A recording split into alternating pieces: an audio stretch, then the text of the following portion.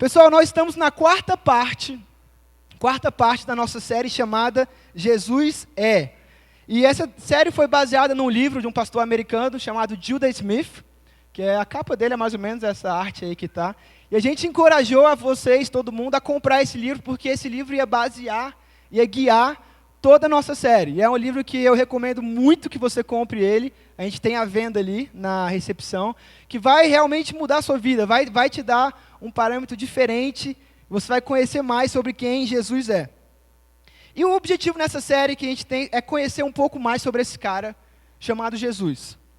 E independentemente do que você pensa sobre ele, talvez você não acredite nada do que a gente acredita, talvez você ache que ele é o seu Salvador, é o seu Messias, talvez você ache que ele é um bom comunicador, uma pessoa, uma figura histórica importante. Qualquer coisa que você possa pensar sobre Jesus, ele é uma pessoa que a verdade é que você não pode ignorar.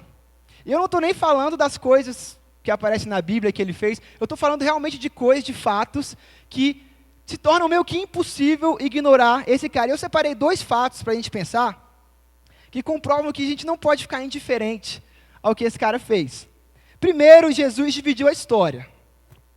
E eu acho que isso é meio banal quando a gente fala assim, mas a gente não tem noção do que significa alguém ter dividido a história. A história está hoje dividida entre antes de Jesus e depois de Jesus. Você tem noção o que levaria uma pessoa atualmente?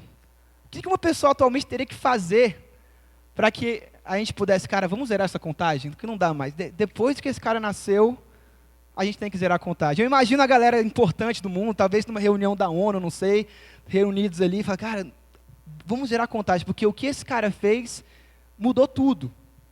Então é uma coisa que, a se pensar, no mínimo isso deve despertar uma curiosidade. Nós vivemos em uma contagem que foi zerada por causa do nascimento de um cara.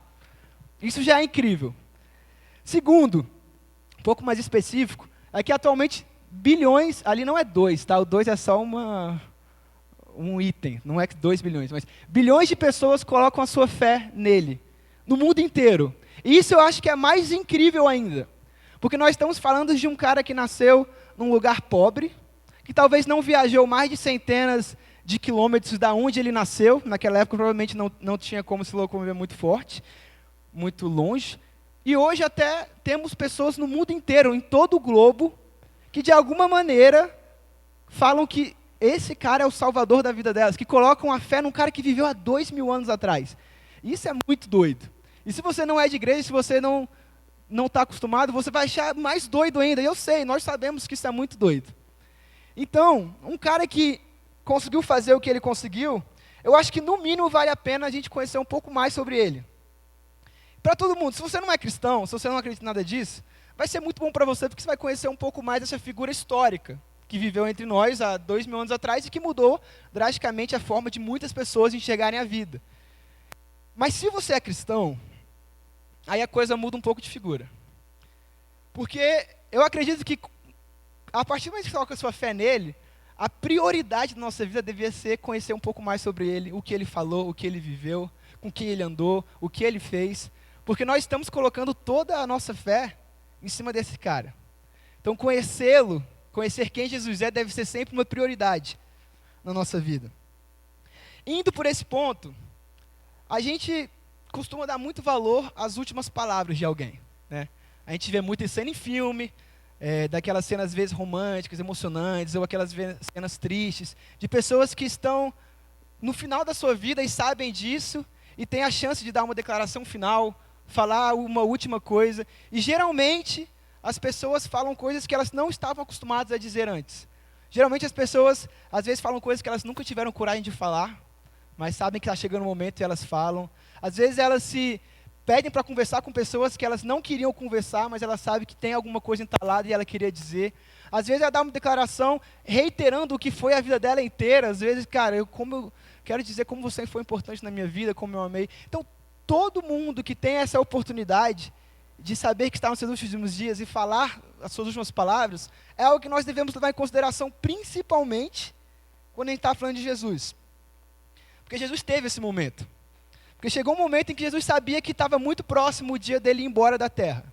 Chegou um momento em que ele falou, cara, está na hora. O que eu vou falar? Quais serão minhas últimas palavras para essa galera toda que está me seguindo, para os meus discípulos que estão andando comigo há tanto tempo. E esse momento chegou, vou contextualizar antes da gente ver a passagem de Mateus. Então Jesus faz aquele ministério dele, ele praticamente virou o mundo que a gente conhecia de cabeça para baixo, ele disse coisas que ninguém tinha dito, fez coisas que ninguém tinha feito, irritou muita gente, foi adorado por muita gente, criou uma completa revolução no status quo da sociedade. Ele foi acusado, ele foi crucificado, condenado, crucificado, morreu, ressuscitou depois de 3 dias, e depois chega esse momento em que ele aparece para os seus discípulos, para as testemunhas e para muitas outras pessoas, em um monte. E aí esse momento é que ele escolhe para falar as últimas palavras que ele tinha para falar, eu acredito, para aquelas pessoas e para você também. Porque isso aqui foi documentado por uma razão. E ele começa em Mateus 28, 18, você não precisa abrir sua Bíblia porque a gente vai ter no telão. Foi-me dada toda a autoridade no céu e na terra.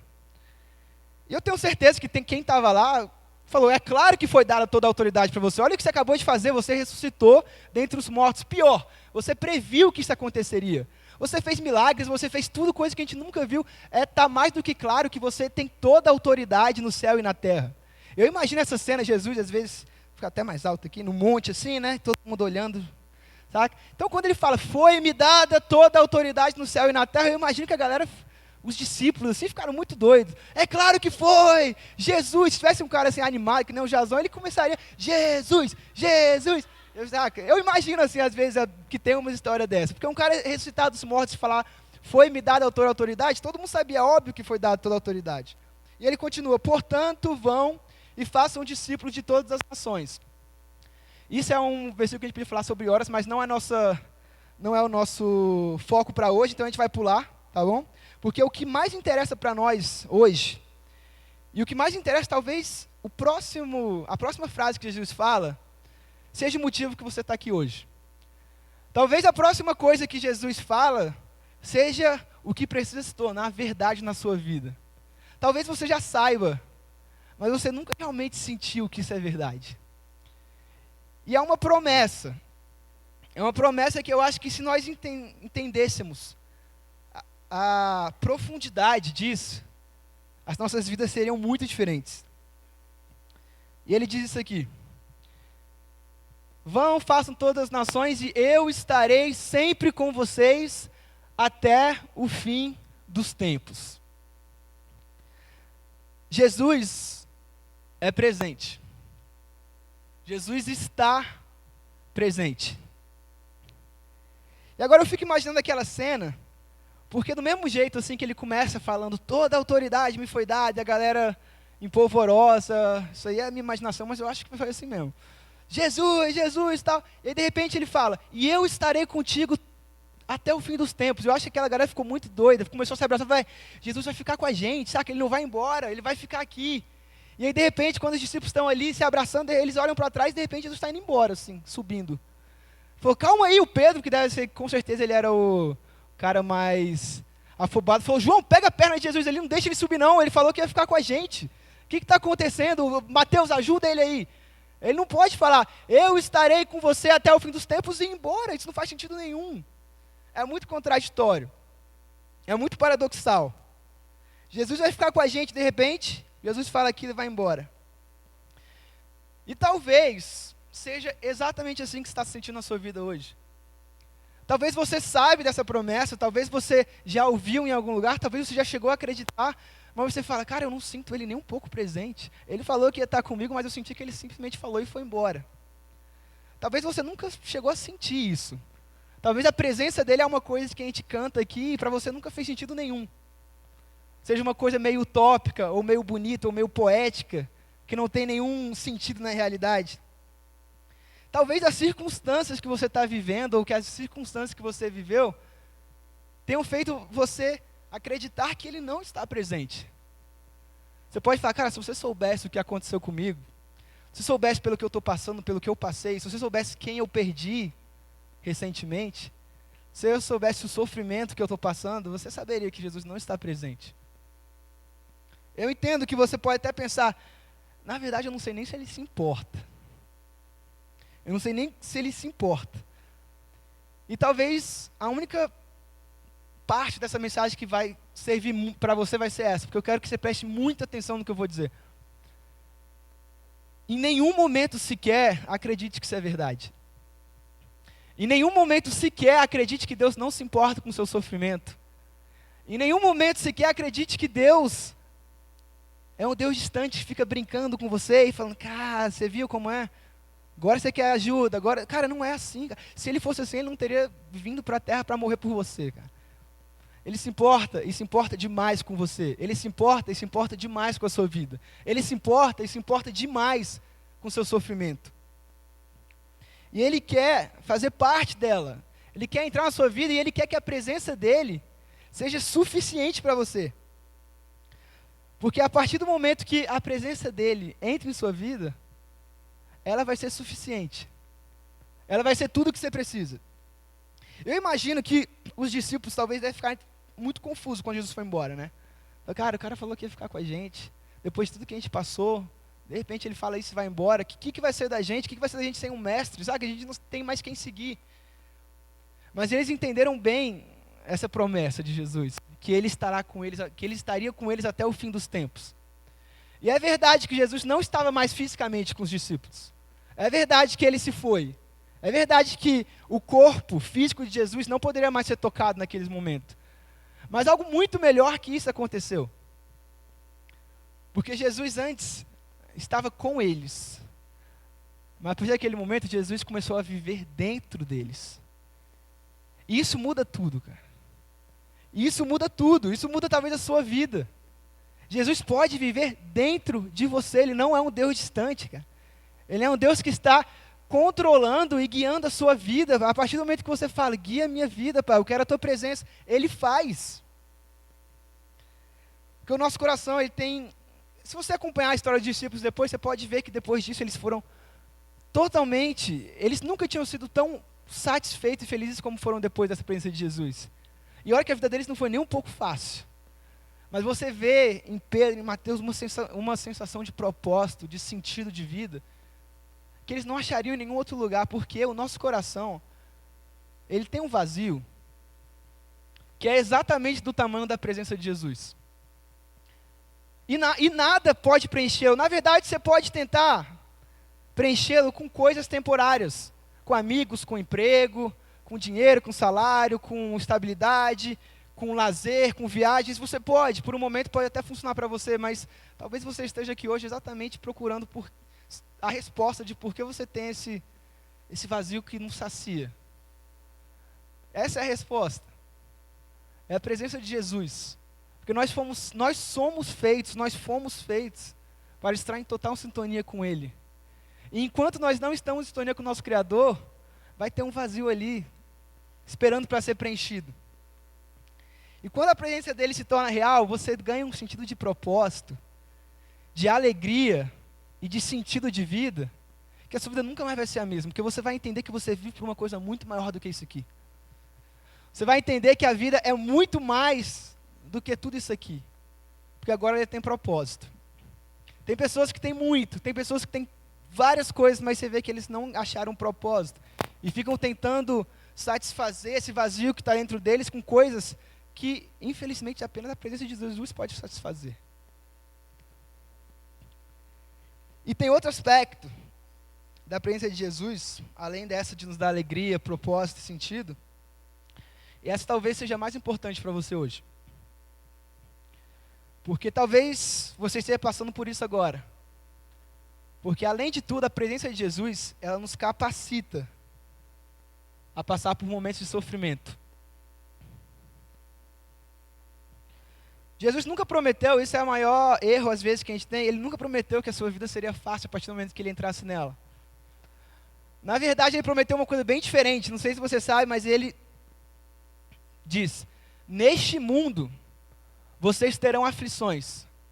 Ele deixou isso bem claro, por quê? Porque você não está imune, em outras palavras, você vai ter momentos de tristeza, de dor, de tragédia, momentos que talvez você ache que não vai passar, momentos que você vai estar tão fraco, que você não tem nem mais lágrimas para chorar, talvez momentos que você não sabe nem se vai conseguir continuar depois disso.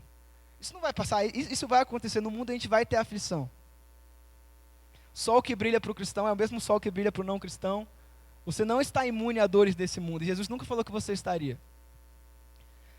Mas ele deixou essa promessa que faz todo sentido. Vocês vão passar por aflições, mas eu estarei com vocês até o fim dos tempos. E é nessa hora que faz toda a diferença encarar um momento desse com Jesus e encarar um momento desse sem Jesus. E ele continua, esse versículo não para aí. Ele fala assim: neste mundo vocês terão aflições. Contudo, tenham ânimo, porque eu já venci o mundo. Eu passei pelas maiores aflições que eu podia passar. Eu passei por você. E eu venci tudo isso. Então tenham ânimo, tenham força, levantem, vamos tentar mudar a situação, porque eu estou com vocês e eu já venci o mundo, então vocês já são mais que vencedores. Porque em mim vocês já venceram o que precisava vencer também. Porque além de ser nosso consolo, além de ser nosso abrigo, felicidade, fortaleza, a presença de Jesus também é a garantia que o sofrimento um dia terminará. É a garantia que depois da tempestade vem a bonança. É a garantia que enquanto você estiver passando por esse momento, Ele vai estar lá com você te guiando para algo que você nunca imaginou. E mais que isso, talvez a coisa mais importante, que nós às vezes deixamos de lado ou ignoramos porque somos imediatistas e queremos resolver tudo rápido e dessa maneira, e o amanhã já é tarde. Além de tudo, dele nos fazer felizes, plenamente satisfeitos, de ser nosso consolo, de ser nosso abrigo, a presença de Jesus é a nossa garantia de eternidade. E a gente deixa isso passar em branco por muitas vezes, mas quando você tem a presença de Jesus, você entende que isso aqui vai passar, cara. Que um dia o sofrimento vai. Que um dia as coisas boas também vão. E que você é um ser eterno, que você vai sair daqui, você vai ter um lugar para continuar. E com a presença de Jesus, nós sabemos que isso aqui não é o nosso lar. Tem uma frase de um teólogo e um escritor muito famoso, que muitos de vocês já devem ter ouvido, C.S. Lewis, que ele resume muito bem essa ideia. Ele diz isso aqui: eu descobri em mim mesmo desejos os quais nada nessa terra pode satisfazer. Logo, a única explicação lógica é que eu fui feito para outro mundo. E é isso que a presença de Jesus faz na gente. A gente tem certeza que, apesar dessa vida ser maravilhosa, e Ele nos prometeu dar uma vida abundante, apesar dessa vida aqui ser uma dádiva, um presente de Deus que nós vamos aproveitar, nós vamos com toda força ser gratos, esse aqui não é nosso lar. Esse não é nosso mundo. Tem uma coisa tão maior pela qual vivemos, tem uma eternidade tão maior pela qual esperamos, que a partir do momento que a gente entende isso, as coisas ficam meio pequenas. O sofrimento às vezes fica bem menor do que você imaginaria que ele pudesse se tornar. Tem algumas histórias que eu acho que falam... Eu acho que histórias falam muito profundamente, até muito mais do que uma lição, ou uma aula, ou uma explanação teórica, porque são pessoas de verdade, são coisas que aconteceram de verdade. Tem essa história que eu acho que tem tantos ensinamentos para a nossa vida, que foi de um cara chamado Horácio Spafford. Ele viveu no século XIX, era americano, na cidade de Chicago, e em 1873, ele era uma pessoa muito bem sucedida, ele quis viajar para a Europa com a família dele. Ele queria ir para a Inglaterra, e naquele período você sabe que não poder de avião, a viagem era feita de navio. Então ele foi embarcar no navio, ele, a mulher e as 4 filhas. Aí ele recebeu um aviso bem na hora de entrar no navio, falando: cara, tem um problema nos negócios e tal.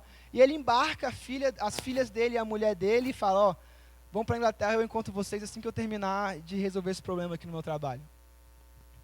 E a família dele vai nesse navio. E no meio dessa viagem, um navio onde estava toda a família de Horácio, se envolve em um acidente no meio do Oceano Atlântico com outra embarcação.